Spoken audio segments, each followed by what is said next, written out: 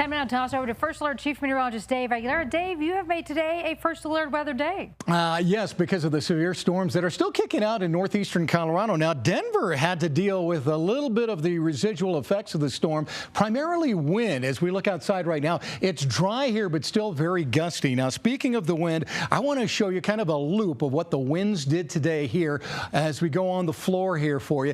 This morning, no problem as we take a look across the area, but watch as I put everything into motion here for you. You could really make out when the storms kicked up the wind. Look at the color coding here, and bam, by the afternoon between 3 and 4 o'clock, wind gusts anywhere from 33 in Broomfield, 33 in Centennial, 39 in Aurora, and then we go to the last hour here. We still are dealing with some winds at 30 mile per hour in Parker, 29 in Centennial, 22 in Aurora. But look at the wind vectors coming out of the southeast and the east. That's outflow winds that are coming directly from some of the storms that are still kicking up in northeastern Colorado. So let's talk a little bit about some of those here. There was a severe thunderstorm warning that was in play for this cluster of storms around Fort Morgan all the way up into the Sterling area, and it's still relatively strong there. We could pull out 1-inch diameter hail anywhere you see that deep red right along Highway 34 outside of Akron over in the Hill Rose area, and that extends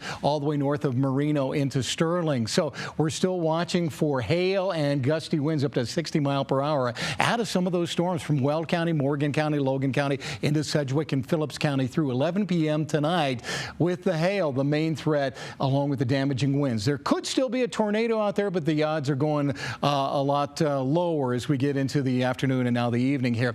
Little sprinkle over Conifer and southern West Creek here. That may affect Highlands Ranch and some of the Douglas County areas here. And there is a line of storms coming out of Winter Park. I'm going to keep an eye on that. We could get into that later tonight, so I'm going to keep the chance of an isolated thunderstorm into the evening, just watching that. And you can see where a line of very light showers and thunderstorms right along the spine of the Rockies there is moving across the state. By the time we get into tomorrow morning, all of that will be moving out. We'll have a really nice start to the day tomorrow, mostly sunny skies, border to border across Colorado. And in the afternoon, showers and thunderstorms, initially very isolated and spotty here. There's the map at 4 o'clock, but from 4 o'clock on, some of those storms that blossom out across the eastern plains could get rather large. So the severe weather outlook for tomorrow does just touch parts of extreme east Aurora, DIA up into Fort Collins and Greeley in that green shaded area. It's a marginal chance. On a scale of 1 to 5, it's a 1, but hail and damaging wind,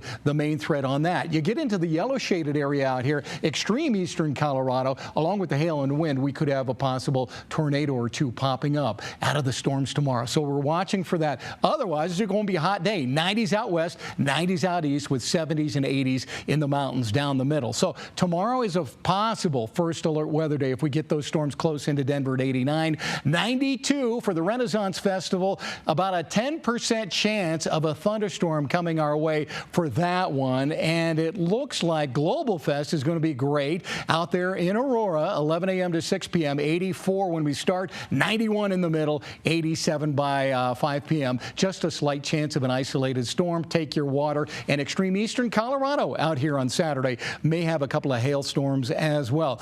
Hot on Father's Day at 95. Slight chance of a late day storm. Still warm on Monday. And then the 80s return next Tuesday on into the middle part of next week. So bottom line, a hot weekend. Just watch out for the storms in the afternoon. Yeah, y'all, you guys are going to be laying inside in the cool. I'll do that. I'll do that. On the couch. All right. Thank you, Dave. You bet. Romy's here now. Just when you think the Rockies are done for, they reel you back in. Yeah, you know, I mean, they still might be done for, but they still reel us back in. Two things can't be true. You are correct, Michael, because yes, the Rockies